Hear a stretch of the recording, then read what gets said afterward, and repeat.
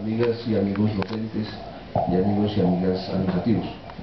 Mi nombre es José Fermín Niño Galeano, yo soy ingeniero electricista de la Universidad Nacional, magíster en ingeniería eléctrica de la Universidad Nacional también. Empecé un doctorado en la Universidad Pontificia de Salamanca, no lo pude terminar por cuestiones familiares, ustedes entenderán, más de 4 hijos ya es un poco difícil tomar la decisión de continuar. Además de eso, pues he hecho una labor académica dentro de la Universidad Distrital. Fui el fundador, creador de la carrera de Ingeniería Eléctrica, que muy bien está funcionando en este momento, contra todas las dificultades.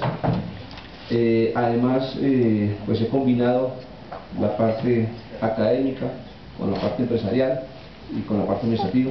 Mi último cargo fue el de director de telecomunicaciones de la Aeronáutica Civil, un cargo muy importante dentro de la entidad y de mucho manejo. También he ocupado cargos en la parte privada, que he sido asesor de la Comisión Nacional de Televisión.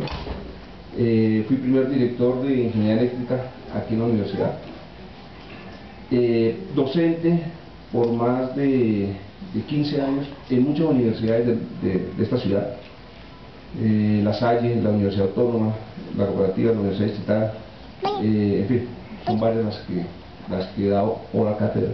Y aquí en la universidad he estado 5 años trabajando para la universidad, y eso, digamos, me ha llenado mucho orgullo. Además, que no solamente fui profesor de esta universidad durante 5 años, sino fui estudiante de ingeniería electrónica, terminé mis materias, pero desafortunadamente ya tenía compromisos con mi familia, no me quedó sino faltando el título para ingeniero electrónico, pero bueno, digamos que he hecho una labor con lo que he hecho académico y espero contribuirles a todos ustedes de la mejor manera.